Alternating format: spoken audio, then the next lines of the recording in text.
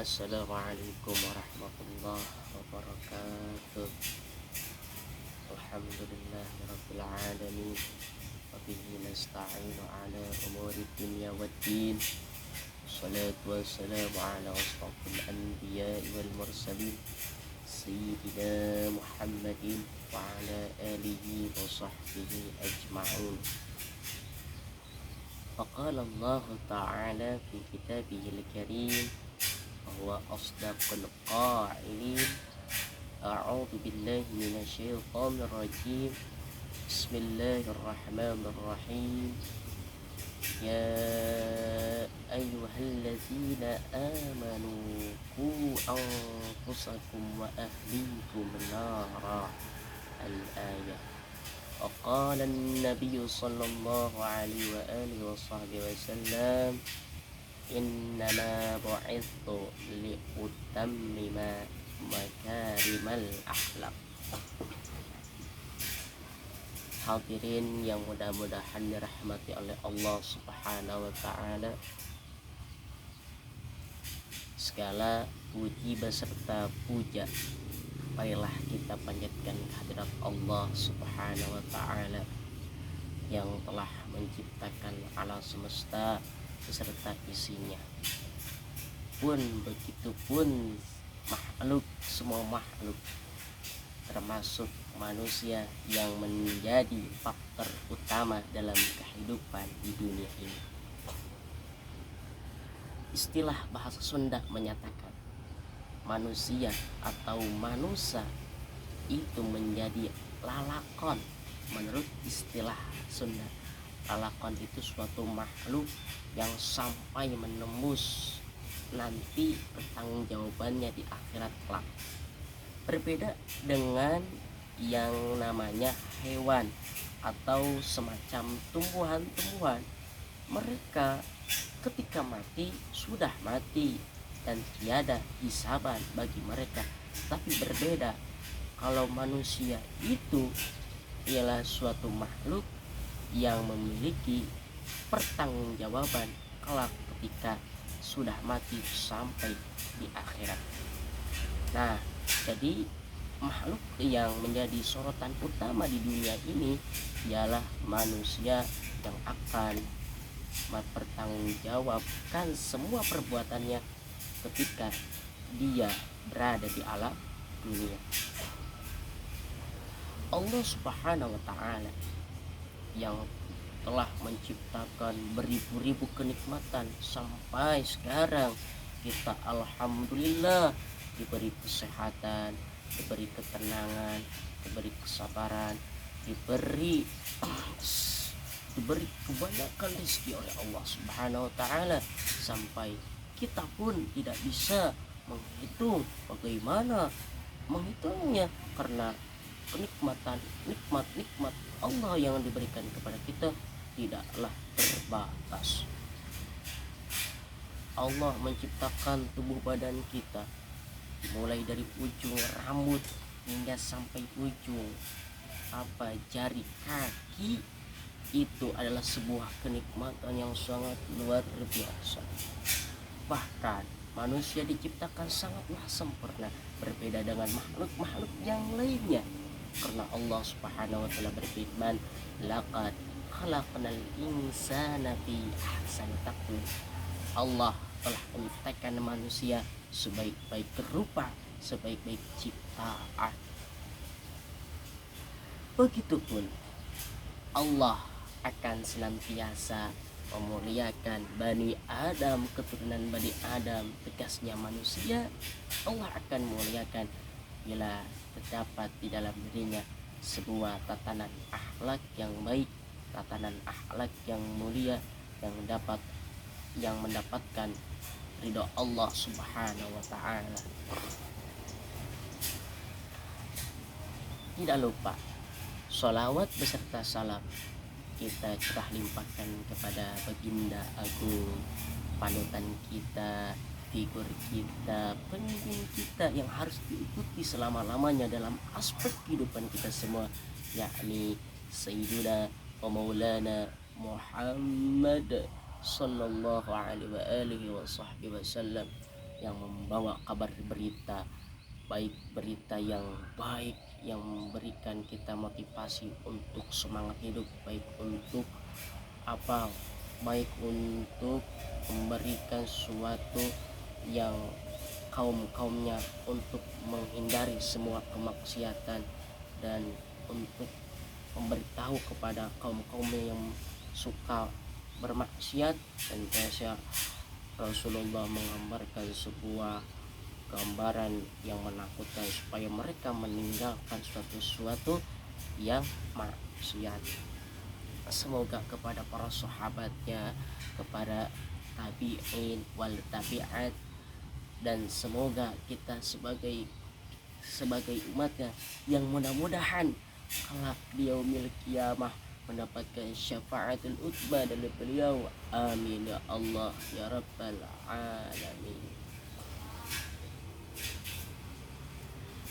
Dalam kesempatan ini saya akan membahas suatu kitab atau mengkaji sebuah kitab yang bernama Akhlaqul Banin, dan ada juga Akhlaqul Banat.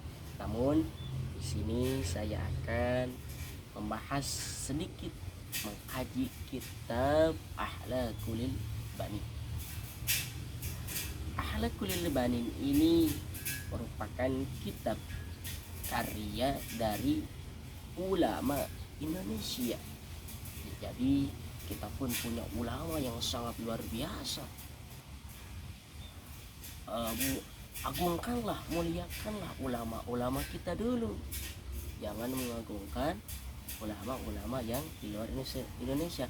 Kita pun punya ulama-ulama yang populer seperti Syekh Al-Imam Nawawi Al-Bantani. Beliau berasal dari Jawa atau sekarang Banten. Ada lagi Syekh Imam Khalil Al-Bangkalan dan banyak yang lainnya. Maka kita pun punya kiai yang sangat luar biasa yang bernama Syekh Ammar bin Muhammad Baraza. Beliau pasti keturunan dari berpusat dari Sewun, provinsi Hadratul Maut, negara Yaman. Sebelum kita mengkaji atau membahas kitab Akhlaqul Banin, sebaiknya dan lebih baiknya dan harusnya itu kita berkenalan terlebih dahulu. Siapakah saya dan siapakah teman-teman saya semua, dan siapakah rekan-rekan semua. Perkenalkan, saya Muhammad Akil Ali Afiat, berasal dari kota Banjar, provinsi Jawa Barat, tentunya negara Indonesia. Saya terlahir di kota Banjar, besar di kota Banjar. Tanggal 30 bulan Agustus tahun 2001. Nama saya Muhammad Agil Ali Afiat, kerap disebut Ang Agil. Karena Ang itu sebutan dari atau panggilan dari bahasa Sunda. Bahasa Sunda itu macam-macam panggilannya, banyak. Ada Jang, ada Ucep, ada Ujang, ada Ceng, ada Akang, ada Aang, dan masih banyak yang lainnya. Namun saya kalau di rumah oleh ibu saya sering disebut Aang. Saya mempunyai biografi tersendiri. Saya adalah seorang santri yang masih belajar dan masih menjadi seorang pelajar. Tentunya di sini saya akan mengkaji bersama-sama, belajar bersama-sama, mengetahui ilmu bersama-sama, dan juga kita mengamalkan pun bersama-sama. Jadi sistemnya tidak ada saling menggurui, semua, saya dan rekan-rekan Anda semua, teman-teman Anda semua, semuanya kita belajar bersama-sama. Tidak ada yang menjadi guru, saya bukan guru, tapi ini hanya sekedar mengajak kepada kebaikan, dan semoga nantinya bermanfaat dan berkah. Amin ya Allah ya Rabbal Alamin. Perlu diketahui dan perlu diingat bahwa ketika kita mau mengaji itu tentunya pasti memiliki tujuan, dan tentunya tujuan tersebut harus tepat, karena bila tujuan tidak tepat akan menjadi sebuah amal yang buruk. Sekiranya ada 4 tujuan kita mengaji. Yang pertama ialah hanya sebatas untuk mencari ridha Allah Subhanahu wa taala demi menjalankan semua perintahnya, karena perintah ngaji ialah suatu perintah yang dianjurkan, bahkan diwajibkan, fardhu ain hukumnya, sebagaimana Rasulullah Shallallahu Alaihi Wasallam bersabda dalam hadisnya, talabul ilmi faridatun ala kulli muslimin wal muslimat. Wajib bagi seorang mukmin laki-laki maupun seorang mukmin perempuan untuk mencari ilmu. Maksud ilmu di sana ialah ilmu tentang syariat, ilmu tauhid, ilmu fikih, dan ilmu tasawuf. Itu yang pertama. Yang kedua ialah untuk menghilangkan semua kebodohan. Supaya apa menghilangkan kebodohan? Supaya kita selamat dari yang namanya dunia dan akhirat. Dunia kita akan bahagia, pun akhirat kita akan bahagia. Karena ilmu itu bagaikan cahaya, bagaikan penerang di malam hari, bagaikan cahaya ketika kita menemui kegelapan. Karena kegelapan merupakan suatu perkara yang menunjukkan kita keruksakan, menunjukkan kita kesesatan. Dengan adanya penerangan, dengan adanya cahaya, ialah untuk supaya kita ketika di jalan mendapatkan petunjuk, mendapatkan jalan yang tepat, dan tidak akan tersesat dan akan sampai terhadap tujuan. Itulah kita harus benar-benar gigih, benar-benar sungguh-sungguh dalam menuntut ilmu, supaya kita mendapatkan ilmunya dan kita senantiasa mengamalkannya. Yang ketiga, tujuan kita untuk mengaji ialah setelah kita mengetahui, mendapatkan suatu ilmu yang telah kita kaji, yang kita telah terima oleh guru-guru kita atau siapa, maka kita harus aksi itu diamalkannya. Apa yang tadi didengarkan, apa yang kita dapati harus langsung dipraktekin supaya kita menjadi orang yang manfaat. Karena ilmu jika tidak diamalkan bagaikan buah, bagaikan pepohonan yang tidak berbuah. Percuma kita capek-capek untuk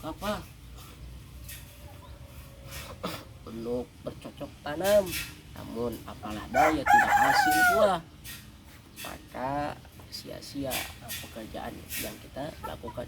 Maka amalkanlah suatu ilmu yang kita dapati sedikit demi dikit, lama-lama menjadi bukit, lama-lama menjadi kebiasaan, lama-lama makin banyak, dan seterusnya. Yang keempat, yang terakhir ini ialah kita tujuan mencari ilmu ialah untuk menghidupkan syiar-syiar agama Allah, untuk menunjukkan bahwa betapa agungnya agama Islam, bahwa betapa hebatnya, betapa mulianya, betapa rahmatul lil alamin Islam. Tentunya yang dibawa oleh Rasulullah Shallallahu Alaihi Wasallam. Itu 4 tujuan yang harus kita miliki ketika mau mengaji. Lokasi saya ini sedang di kebun. Di depan saya kebun, di belakang saya kolam yang ada ikannya. Bahasa Indonesia itu balong, kalau istilah Sunda itu balong yang ada ikannya. Nih saya pertontonkan ya. Tuh ada balong, ini ada saung. Ini balong, itu saung. Nih ini saungnya. Tuh ada tenda, ini saung tempat untuk berteduh. Dan belakangnya ada kebun. Oh, kebun banyak.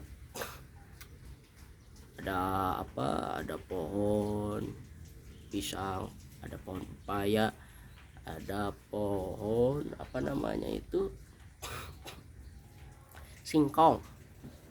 Kalau istilah panggilan Sunda sampe karesep orang Sunda lah, sok didamel tela-tela. Enak lajang we. Ayeuna teh dinten naon cenah? Ayeuna teh hari sekarang itu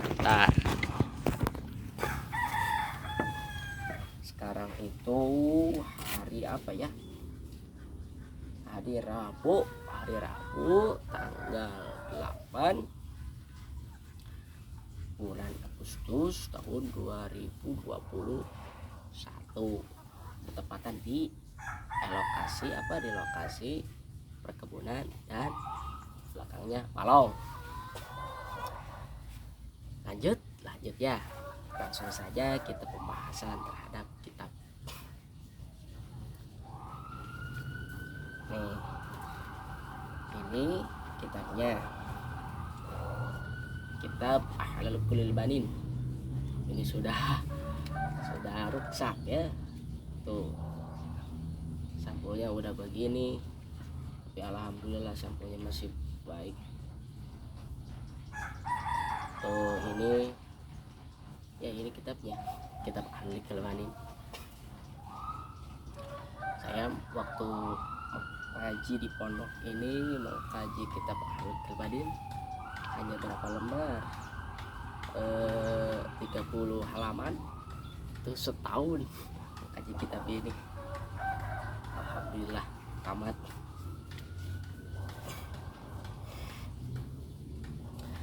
Langsung saja kita mengkaji dan membahas kitab ini. Santai, relax, dan tak perlu bergesa-gesa ya. Oke rekan-rekan semua, kita mari belajar bersama-sama. Diawali dengan Bismillahirrahmanirrahim. Kita hadarah dulu kepada mu'alif kitab. Qala mu'alif kitab rahimahullah wa fa'ana bi'ulumihi amin Allah ya rabbal alamin. Pengarang kitab atau mu'alif kitab ialah Syekh Umar bin Ahmad Ar-Raza. Beliau adalah ulama atau kiai dari Indonesia. Masih berketurunan dari Yaman. Yaman itu kebanyakannya para habaib. Para keturunan Rasulullah Al-Bait. Langsung saja pembahasan. Bimada yataqallaqul walad. Terhadap apakah seorang anak itu harus berakhlak. Jadi akhlak yang bagaimana yang harus diperbuat oleh seorang anak.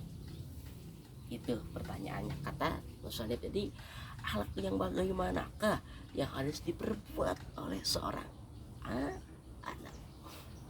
Oke, baik.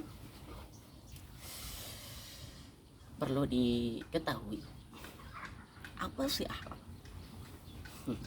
Kita sering kerap menyebut akhlak, tapi tidak tahu definisi daripada akhlak. Akhlak ialah suatu hal yang yang menunjukkan atau yang berkaitan dengan perkataan, tutur kata, dengan perbuatan, tingkah laku, dan tindakan-tindakan yang lainnya, baik dari segi zahir maupun segi batin. Segi zahir seperti kita berjalan, bergerak. Segi batin seperti kita tidak ada sesuatu yang keluar, seperti ada sesuatu yang keluar, seperti yang baik atau yang buruk, yang mana perbuatan tersebut, perkataan tersebut, tindakan tersebut itu menunjukkan terhadap kelemah lembutan, kesopanan, tata krama, atau tingkah laku, baik itu yang baik ataupun yang buruk. Nanti ke depan akhlak itu ada yang buruk dan ada akhlak yang baik. Namun akhlak yang sering kita dibicarakan oleh masyarakat kita ialah akhlak yang baik. Oke. Yang mana menunjukkan terhadap kesopanan, kesantunan, kesenyuman, dan yang lain-lainnya. Dengan adanya demikian, maka akan menunjukkan suatu kemuliaan atau kecelakaan, suatu kebahagiaan atau kemudaratan, sebuah kemanfaatan atau sebaliknya keburukan. Itu tergantung pada akhlaknya. Nah, baik. Oleh karena itu, akhlak itu terbagi menjadi dua. Ada akhlak yang baik dan ada akhlak yang tercela. Ada akhlak yang mahmudah, ada akhlak yang mazmumah. Akhlak yang baik pun itu menjadi dua kategori. Ada dari segi zahir atau segi batin. Segi zahir seperti berperilaku jujur, berkata jujur,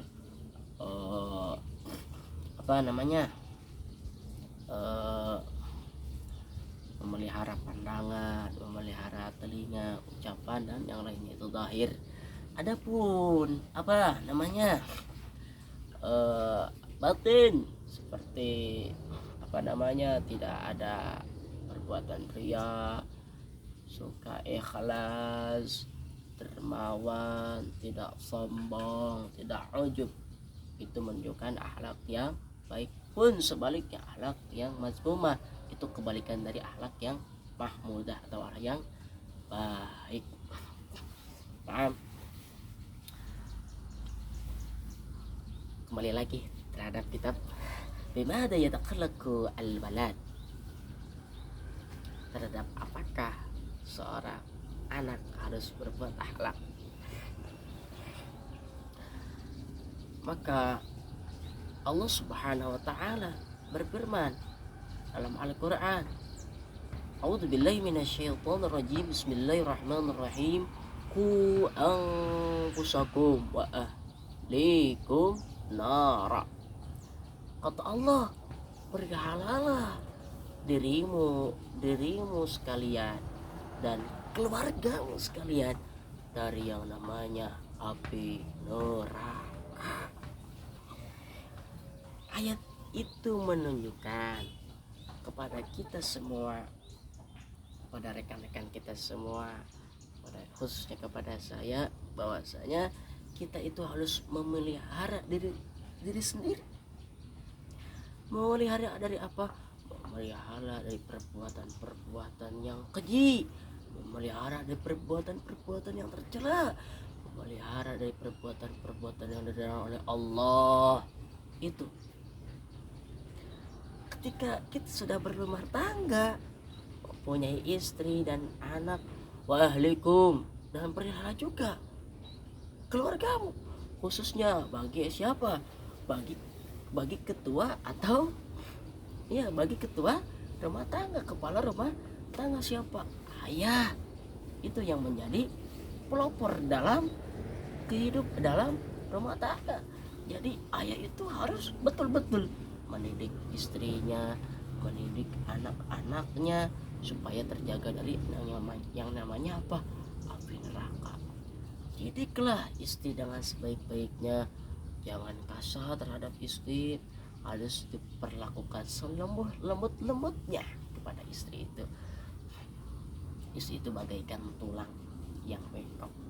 Ketika menindik atau menasehati harus secara perlahan, harus secara lembut, jangan sampai kasar, apalagi sampai mukul. Nanti dia galau, nanti dia terkontaminasi pemikirannya. Karena itu wanita itu pikirannya hanya 1%, namun perasaannya itu 99%. Maka hati-hati dalam perempuan, maka harus bijak dengan perempuan, dan jangan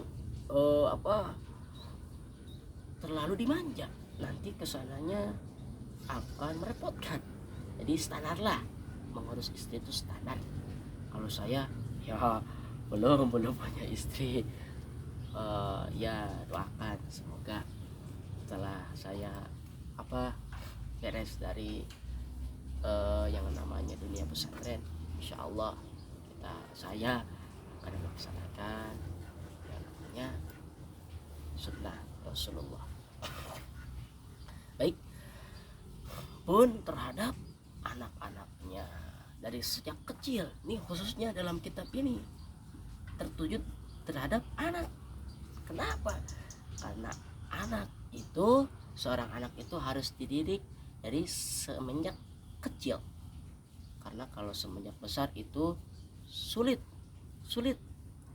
Ya makanya kalau kita punya anak, kita harus dididik dari sejak kita lahir, dididik dari kita anak itu untuk membaca Al-Quran yang dibacakan oleh kita, mendidik anak itu supaya melihat Al-Quran ketika masih balita, masih bayi, itu lebih baik. Nanti kebiasaannya insya Allah menjadi tahfidz, menjadi orang yang menghafal Al-Quran, karena kehidupan itu sesuai dengan kebiasaannya. Maka didiklah anak-anak kita dengan suami, dengan istri sesuai kapasitas yang ada, sesuai keilmuan kita. Kalau kita tidak mampu, maka apalah daya, ustadz banyak, kiai banyak, pondok pesantren banyak di mana-mana. Itu yang lebih tepat. Kalau kita tidak mampu, kalau kita mampu sedikit demi sedikit, atau kita sambil mempelajari tentang akhlak, sebagaimana dalam kitab akhlak ini kita semuanya sedang mempelajari sedikit-sedikit supaya anak kita itu berada dalam dalam sesuatu atau kondisi atau situasi yang baik, mau tempatnya dimanapun, kapanpun, insya Allah berada dalam kebaikan karena sudah dididik sejak kecilnya. Nah, baik. Terhadap apakah seorang anak harus mempelajari akhlak? Maka musannif menjawabnya. Yang pertama, yajibu 'alal waladi ayyatakhallaku bil ahlakil hasanati min sigari. Wajib terhadap anak untuk memiliki akhlak yang baik, diberikan asupan akhlak yang baik semenjak kecilnya. Berarti ini wajib terhadap siapa? Tentunya terhadap orang tuanya supaya anak tersebut benar-benar dalam kebaikan. Ini tergantung terhadap orang tuanya. Anak kecil itu fitrah, suci keadaannya, suci. Maka ini perlu diingat kepada orang tua, harus benar-benar mendidiknya ya. Kita sama-sama, kita kan akan menjadi seorang ayah atau ibu, harus mempelajari terlebih dahulu akhlak-akhlak yang baik supaya anak kita tidak terjerumus terhadap akhlak yang buruk. Baik, ini kalam atau perkataan musannif ini sangat luar biasa ketika musannif mewajibkan kepada orang tuanya supaya anaknya berakhlak yang baik. Itu bukan sia-sia, itu ada manfaatnya, bahkan itu ada itu ada alasan kenapa harus diwajibkan.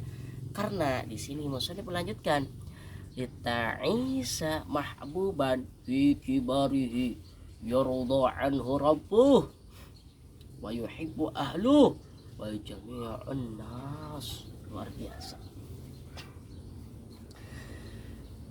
Nanti ketika kita seorang ayah dan ibu mendidik anaknya itu baik, maka kehidupan ketika besar, kehidupan ketika 10 tahun yang akan datang, 15 tahun yang akan datang, akan menimbulkan mahbuban. Anak itu kehidupannya akan dicintai sejak besarnya. Bahkan Allah Subhanahu wa taala akan senantiasa ridho kepadanya. Bahkan bukan saja Allah, keluarganya, kerabatnya, saudara-saudaranya, tetangga-tetangganya akan senantiasa ridho kepadanya. Bahkan jami'an nas, seluruh manusia akan mencintainya. Itu luar biasa dari kemanfaatan